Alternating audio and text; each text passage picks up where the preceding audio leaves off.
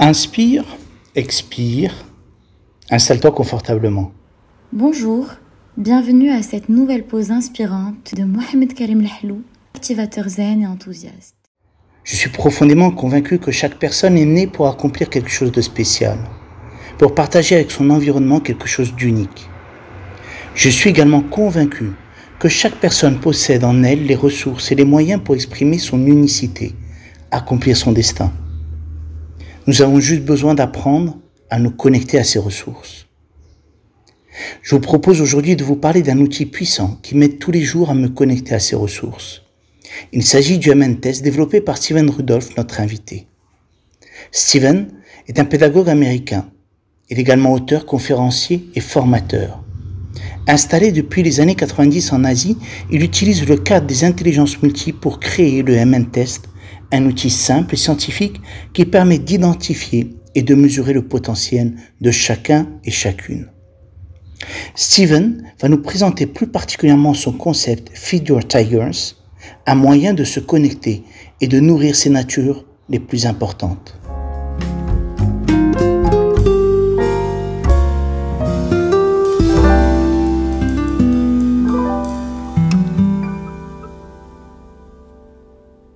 How can this concept be beneficial for companies?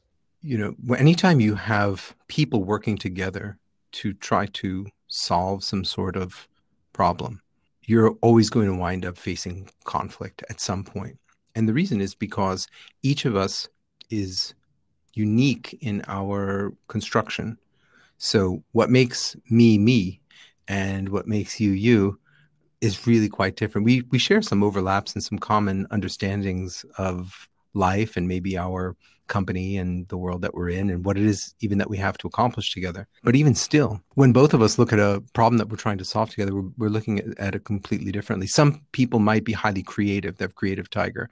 And so they think that the solution to a particular problem is to dig into their creativity. Use creativity as a way to get yourself out of a problem. Whereas somebody on the other side might think that the way to solve the problem is by trying to be more efficient or to get more specific and to try one thing and be really focused on perfecting one way or one approach to something.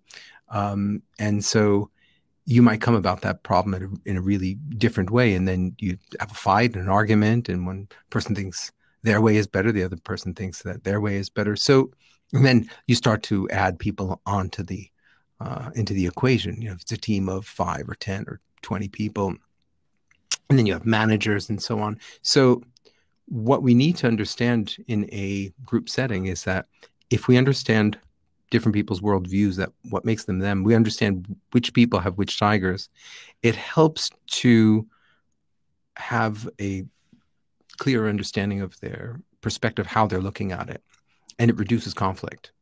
And it gives us an ability to be less judgmental and even to consider other ways of approaching problem solving. So the first thing I think is that it reduces conflict between people when they're trying to work on something together and to solve a problem.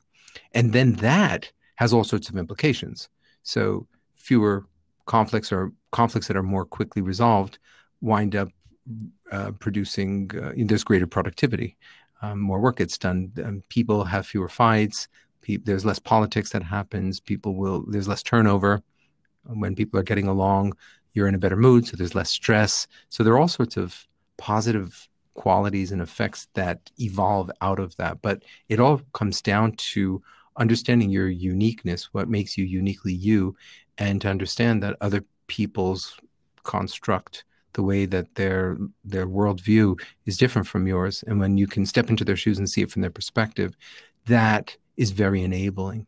It's also enabling when you decide to put people onto a team, for instance, to be sure that it's not lopsided with too many creative people or too many people who are highly administrative or protective or people who are too adventurous. So by having a mixture of people, that really enables projects or different types of tasks that are being done to be much more dynamic and rich. Let me put it that way. Yeah. Merci Steven. Au prochain épisode, nous aborderons comment le concept Feed Tigers peut impacter la vie d'un entrepreneur. Merci pour ton écoute et au plaisir de te retrouver pour une prochaine pause inspirante. Reste inspiré et connecté, le monde va aussi évoluer grâce à toi.